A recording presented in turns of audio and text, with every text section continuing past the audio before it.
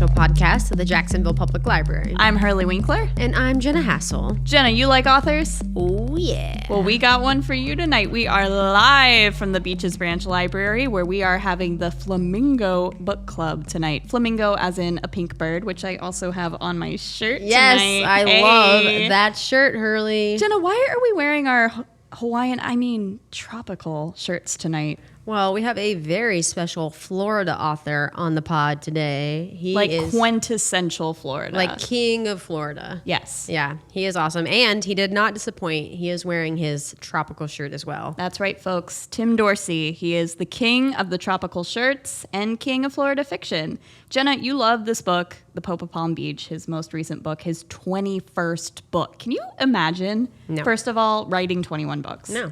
I certainly cannot. It's a lot of words. Yeah.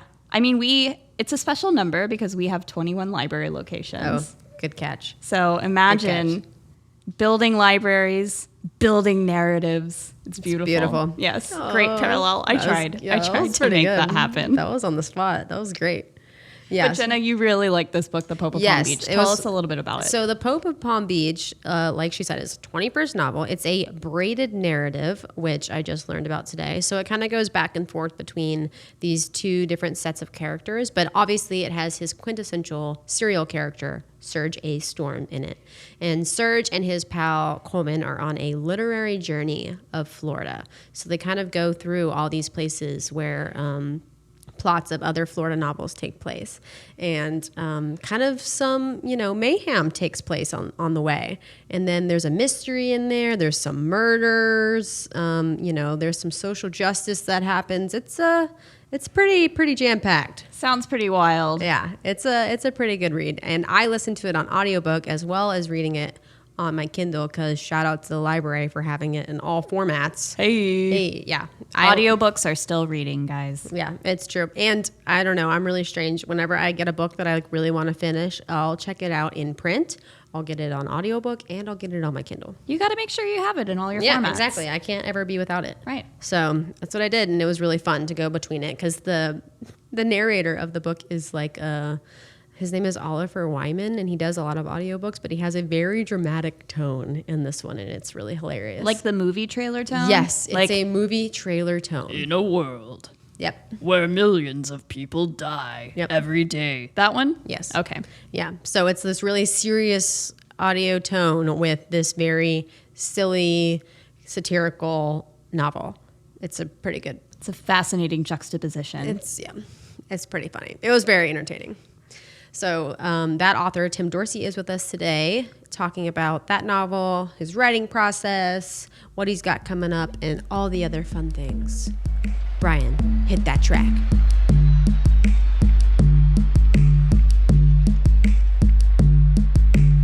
Tim Dorsey, thank you so much for letting us meet with you first before your program here at the Beaches. Oh, well, thanks for having me. I always love coming back up here. Yeah, so let's just talk a little bit about how you got started. So you started your career as a reporter and editor in the Tampa Tribune, right? Right. Actually, the first job was a small paper in Montgomery, Alabama, but most of it was at the Tampa Tribune. Basically, yeah, my start was, though, as a journalist. The first half was as a writer, and the second half was as an editor for about 16 years total. Wow. So what was the transition like, going from a reporter to writing your own novels? Well, I mean, that's what I planned to do, the whole time. That's why I went into journalism. And I did it in high school, joined the student paper because I wanted to be a novelist, specifically a dark satirical comedy novelist, literally. And then same thing, all 4 years in college, and then I started working in regular daily papers. So the transition wasn't, some people think, going from nonfiction to fiction, but in my case, I needed that grounding in journalism. In other words, go to work every day where you got to write no matter what, as opposed to having some other job like an accountant and then you moonlight. And so just writing every day on deadline, it just baked into me all the fundamentals, so that when I started actually doing the regular book writing, the writing part of it was kind of invisible. So I could just work with my thoughts and ideas and plot, and the all of the stories I came up with, I wasn't even thinking about this part about it, but I developed or accumulated just in my head, my crazy head, a big reservoir of news stories that I had covered or edited.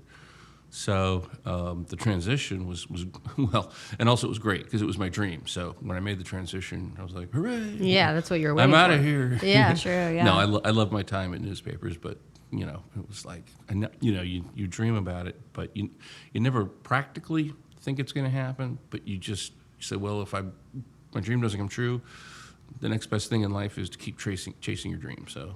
Right. Right. And you knew in high school that you wanted to do this specific type of writing. In my yearbook, it actually, because you list, in my yearbook, they listed, like a lot of them do, your interests or whatever. And the number one in a little paragraph of interest, it says surreal satire. Wow. What In high inspired you to want to pursue that? It actually started, there was a number of teachers that have been wonderful over the years, specific ones, but there was the one, and this was mid-'70s, and I hated reading because of the curriculums back then, and publishers didn't have, youth-oriented material that would interest people like they do today. I mean, my kids were readers right off the bat because of all the great, the Harry Potter and the Twilight, and just everything. We didn't have it back then. So I didn't like reading, and they were making you, this is kind of my soapbox, they were making, especially guys, are at bigger risk to, I'm looking over at him. Producer Brian. Yeah, guys are at bigger risk of becoming non-readers, and that's kind of like the fork in the road if you become a reader or non-reader. And so they were making us hate reading before you learn to just love it on your own, and like giving you like Beowulf and all this stuff, just the really dry, painful classics that you may love later after you've. So this teacher, called me aside, kind of took me under his wing, and he said, I think you should read, this stuff. And he started, I go, well, why would I want to read if it's not, if it's not part of the curriculum, if I'm not compelled to read it? Why would I want to waste my spare time? And he goes, just try it, just start it, and that book actually was Catch-22, and I was 15 years old, and I'm like, this is almost 500 pages and it's small type. But anyway, I started reading it, and I didn't want it to end. And so then when it ended, I go, what else you got? Because I've never seen nothing. And he goes, I know. Yes, nothing they've ever made me read. I didn't read a book. I didn't realize a book could be like this. And then so he gave me some more stuff, and he gave me some Vonnegut, and and then Hunter Thompson came along, and just all of these different, anti-authoritarian kind of iconoclastic writers. So that sounds like the plot or kind of the storyline of one of your characters in their most recent book, The Pope of Palm Beach. There was a little autobiographical, that went into that. So was that based on you? When some of it. Okay. Some of it was based on me, and some of it was invention. Okay. That's really cool. I was thinking, hey, this sounds like part of your story in the book. Well, if you take that later part where Kenny was older and you put it back as a 15-year-old with my teacher, that's kind of where, where he gets him to start reading. Right. And that pulled that from my life. Okay. This kind of the thing I just mentioned to you. Yeah. And do any of the characters come from you or? Yeah. Sir, do you have a little Serge in you? More than a little. Yeah. Yeah. Not the violent part. I avoid confrontation like the plague, but I do have all these thoughts running around. I figured just take the blinders off, take the filters out, and just and you can always edit it out later, but just whatever pops in your head, all the craziest stuff, and didn't realize it would necessarily resonate with readers, but it did. And they come like, how do you come up with, how can you like see inside the mind of such a crazy person? I'm like, I don't know, just inventive. Yeah. But it's me. Wow. That's so cool. Yeah, you're also sort of well known for characterizing the state of Florida. How do you keep it fresh, continuing to write about Florida over and over again? The state of Florida keeps it fresh. Mm-hmm. you just follow the news, and it's gotten more and more so. I mean, Carl Hiaasen started out, and there was Miami Vice, back in the 80s, and so people started getting, Florida's, got this reputation, and it continued on, and then other writers jumped in. I came along, and started doing my thing, and then after a while, oh God, I don't know, maybe I was in 10, 12 books in or more, and then the Florida Man thing started catching. Before that, on the Daily Show, Jon Stewart was making jokes about Florida, and then the whole that Twitter feed about crazy Florida news stories came along, and we were off to the races. I mean, luckily I was already in, so I had the books coming out, so it just turbocharged it. Yeah. And I listened to the audiobook of The Pope of Palm Beach, and I remember just like dying laughing in the beginning with the alligator story, and the narrator is so dramatic that it makes it even funnier in the audiobook. Do you have any control, or do you have any say in who narrates your novels? I just control signing the check and cashing it. But Okay. that alligator story, true story, and it happened about a mile or so from one of my elementary schools. And of course, the Pope of Palm Beach is set in my home county in the area where I grew up. So I remember that story came along, and I guess we can give it away because it's right at the beginning of the book. And it's a true story. A guy just drove up Wendy's drive-through, and for whatever reason, I mean, it's like just go figure type stuff. He drove up, and when they went to take his order, he threw an alligator through the window, which brings up a million questions. Like, what was the alligator doing in his car to begin with? Yeah. Anyway, and then he just sped off, and That was the end of it. So. Yeah, that's hilarious. I love it.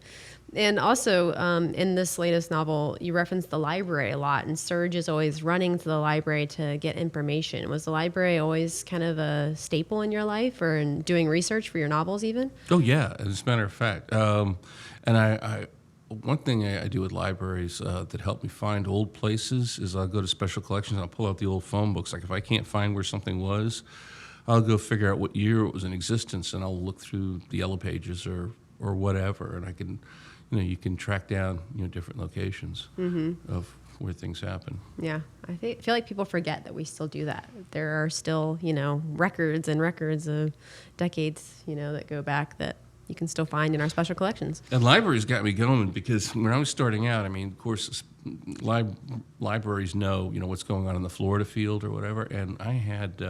My publisher was, you got your first book out and you're just starting, and they were having trouble booking me in some bookstores. And this was HarperCollins, a major, one of the major publishers in New York City. And but libraries were like contacting me through my email and my website and stuff, and they were inviting me in. And I was just, in addition to when the tour was finished, I got all these library invitations and just started doing them, and have established this whole network of friendships around the state that are connected with libraries.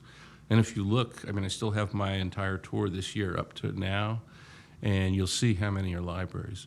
Yeah, you're definitely have a huge fan base here at the Jacksonville Public Library, and that's why we have you here today. Is because you're thank you. Yeah, you're here for a program with the Flamingo Book Club at the Beaches Branch Library. So we appreciate you coming for sure. And a shout out to the Bookmark, the bookstore that's going to be shop local, support independent booksellers, and Rona Brindley and Buford have been friends since they're one of the few bookstores I've done for every single book. Oh wow! So it's 21 book signings I've done there. Wow. That's amazing. Yeah, it's a great bookstore. Everybody shop there for sure. Now, you mentioned Carl Hiaasen and other Florida authors like yourself. Who are some authors you like to read the most? Well, obviously the whole Florida gang, Carl Hiaasen and Randy Wayne White, and then there's Edna Buchanan and a whole bunch of other James Hall, and one of my favorite Florida books was A Land Remembered. Yeah, Patrick Smith, right? Yeah. That was amazing. That might be my favorite Florida book, and it was amazing how many things as I was going through, because I came late to the book, oddly enough. That I had written a number of those things. Of course, he really drilled down and got all the details, but there were so many things that I had, touched on just a little bit in various books that were in that, and it was, I don't know how he came up with all the detail of, living in mainly 19th century Florida. Maybe a library helped him. There you go. Yeah, could have been. And you are clearly a Florida boy through and through. We all tried to go with the theme today. I see y'all got the memo. Yes, yeah. We got the memo of the festive Hawaiian shirts. But I try to say tropical shirts. Tropical. Sure. Hawaii. You're right. It's like Floridian shirt. Yeah. Yeah. Yes. But have you ever had to live somewhere outside of Florida? If you're forced to leave Florida, where would you live? New York City. New York City. I love New York City. Really? Yeah. I would have never guessed that. Yeah. It's me so either. different, but it's because you don't need a car. You just take Yeah. the subway, walk around. I mean, there's something to do all the time. I'd burn out if I lived there because I would never sleep because I'm like, there's something happening. I can go and do something, which is what happens when I go up there. Yeah. It's like I'll just be laying in bed for a couple hours and then, oh man, everything's open all night. Feel like you're missing out. Yeah. And you, I think writing can seem kind of like a daunting task for some people that are just getting started. What type of advice would you give for people that are wanting to start their own books? I don't know. Two things is just immerse yourself in reading a whole bunch of books and writers that really inspire you. You read good books. You enjoy reading. It makes you want to read some more. You read really great books by authors that just really are right in your wheelhouse. It makes you want to write if you have any kind of inkling, in that direction. And then the other thing is, this is a correction of the mistake I was making. Was I was trying to write a book really hard. I was trying to write a book as opposed to sitting down and writing. In other words, it'd be kind of like the difference between, let's say you play the piano and you want to be really good at playing the piano. So it's like sitting down and really trying to play, some sort of piece that you would do on stage at some, at Carnegie Hall or something, as opposed to just sitting down and tinkling around and riffing and having a good time just playing the piano for yourself. Mm-hmm. And so I was kind of forcing it a little bit and trying to get something started for the longest time, and then finally I just said, just have fun and then see what kind of lump of words you come up with, and maybe then you can massage that into a book. And so I just stopped everything I was doing up to that time, and I just started writing for fun. And it was loose, it was me, and it came out. And after I finished the first draft, I said, let me work on this. And so I took all the pieces and diagrammed it out and crossed out stuff that didn't work and rewrote the other stuff and kept, after the second draft, I said, let's do a third. And I polished it through a whole bunch of drafts. And then, so that's what I did. And it worked, and I sold it, and then I was off. Yeah. Took the pressure off, kind of, it sounds like. Yeah, it's write for yourself, and not necessarily for yourself, but because I wasn't just writing for myself, I didn't realize it, but I was writing for people with tastes like mine, and but I just wrote it not to write something that would be cast in stone, on tablets or whatever, and so I just had fun doing it, and it came out. It came out much better than the other stuff, which was, looked forced. Right. And how many books have you written so far? Let's see. My 22nd is coming out in January. My 23rd, I finished a couple drafts of that one. So I just have some polishing drafts to finish of the 20. Hold on a second. Is that 23rd or 24th? I don't know. It's something like that. It's the 23rd, I think. I had a Christmas book in there, so that kind of skewed my count from time to time. Okay. So what are you working on now? Basically doing some book touring and doing some festivals and stuff. I was at a mystery convention last week, and I got some more stuff coming up. But I set that second draft aside so I can. And nothing. And this goes further down the line once you've done this for a while. There's no substitution for once you reach a certain point in a book to not look at it for a little while. So when you go back, because if you keep editing it, you're so close to it that you just don't see stuff, and it just is like, it's like saying the same word over and over again. It just becomes gibberish. Right. You just get away from it. And then when you go back and you read it, you can see automatically what needs to be stricken out of it and what needs to stay. And a lot of writers, they don't want to cut because, oh man, it took so much time to write a novel length body of words. I don't want to cut it and pull back. But if you do this enough and this is going to be published and it's out there in front of the whole world to see, and you're going to be open to total embarrassment if you don't tell yourself the truth about what's good and what's bad. You easily strike stuff. Kill your darlings, right? Yep. And I have no problem just knocking out. I'll knock out entire pages if I have to. Wow. Yeah.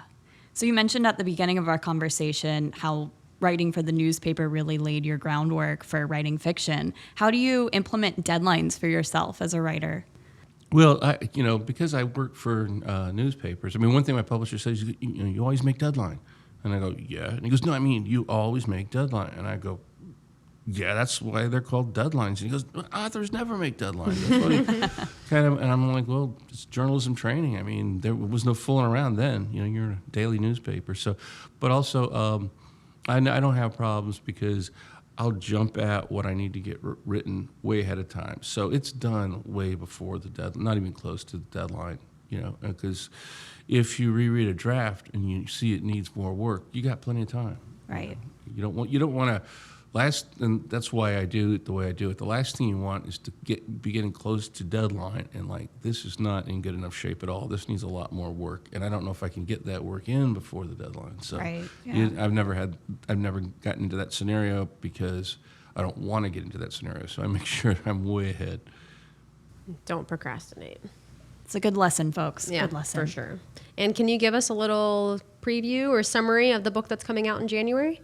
The book that's coming out in January is called it's called No Sunscreen for the Dead, and it's got a flashy cover, and it's about it's a totally different take on retirement in Florida, on senior citizens, because my main character, you know, loves Florida, and he goes off. This is kind of the conceit at the beginning of the book, and he says, "I'm tired of the rest of the country. They make all these old fogey jokes and about all the old."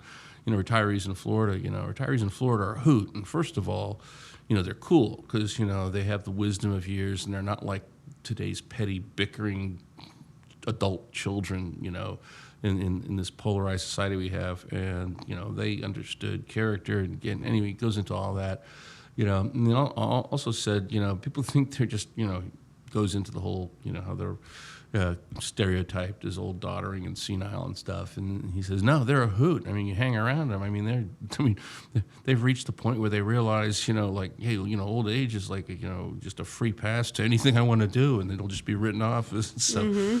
So anyway, so he ends up, of course, they're too young to retire. They go to this retirement place. Oh, it's age restricted.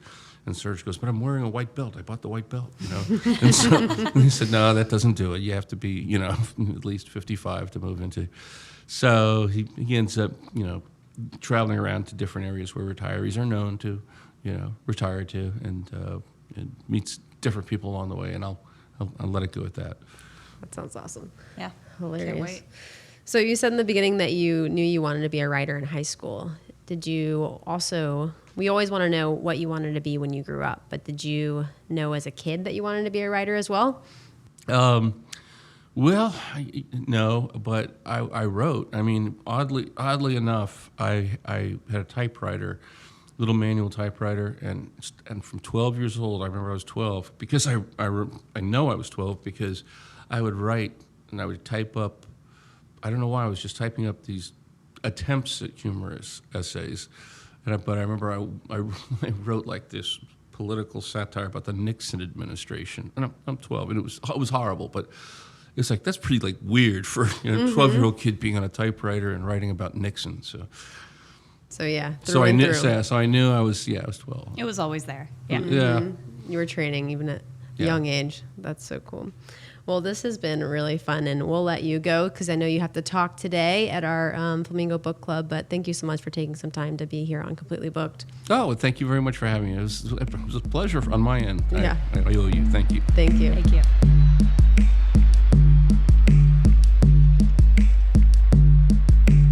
I love that Tim Dorsey said that he finds a little of himself in Serge, because Serge is a little crazy. Yeah, Serge, from what you've told me, sounds pretty violent. Yeah. But he said he doesn't have the violence. No, he had the fun-loving spirit, though, which Yeah. was really, really fun in that interview. I really loved how he talked about writing as a practice rather than a performance, because yeah. I feel like all of the arts are always seen as like, you do it and it's done, but it really does take a lot of practice to get it going and get really good at it. So And I like he was saying that his real career, not that writing isn't a real career, but his day job basically was just so he could practice for this bigger dream of writing his own novels.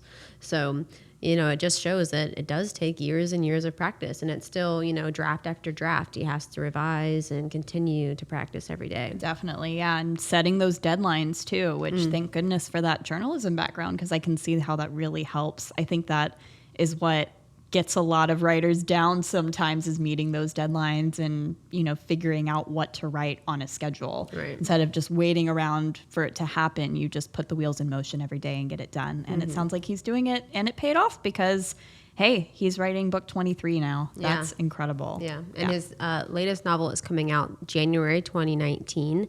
Be looking out for that. Hopefully we can have him back to discuss that one. I hope so, yeah. I also love that he wanted to be a writer ever since he was a kid. And I am dying to read those 12-year-old Nixon essays. Oh my gosh. We've got to get a hold of those. Oh, they got to be great, man. I know. A 12-year-old's ideas of what Watergate was. So funny. I love it. Oh my it. gosh. So we're having another author talk coming up this week. It's at the Pablo Creek Regional Library, and it's an author named Christina McMorris. She wrote this really interesting historical fiction novel called Sold on a Monday. And we're going to be talking to her on the podcast next week, but make sure you catch her at Pablo Creek Regional Library on Thursday, September 20th at 7 p.m., and books will be available for purchase and for signing there. Yes, and make sure you sign your John Hancock on this podcast by subscribing, rating, and reviewing us. Yes, please. And while you're at it, head on down to the library and sign your John Hancock and get yourself a library card. Yeah, every listener of Completely Booked needs to have a library card. If you don't have a library card and you live in Jacksonville, you're not my friend. You are not my friend. Something to talk about. I'm going to start driving people to the library just to sign up for a library card. I agree. We should have a whole little service. I'll put you on the back of my bicycle. Just beautiful. get there. So cute. There's 21 guys. No excuse. 21 of them, yes. No excuse. No excuse at all. Make sure you like us on Instagram, Facebook, and Twitter at Jack's Library. And check out our blog/podcast website, jackspubliclibrary.org/podcast. You can see our amazing floral shirts we all have on. Tropical, Hawaiian, Tropical floral, shirts. whatever you want to call them. They're fabulous. Check them Jenna's out. was her grandma's. Yeah, I borrowed it from Grandma. It's Shout out, really Ann. cute. Anne's the best. So cute. Oh, I love it. Anne loves Elvis, and I love Anne and Elvis. This podcast was produced by Brian Thomas, a.k.a. BT, a.k.a. Producer Brian. Goodbye.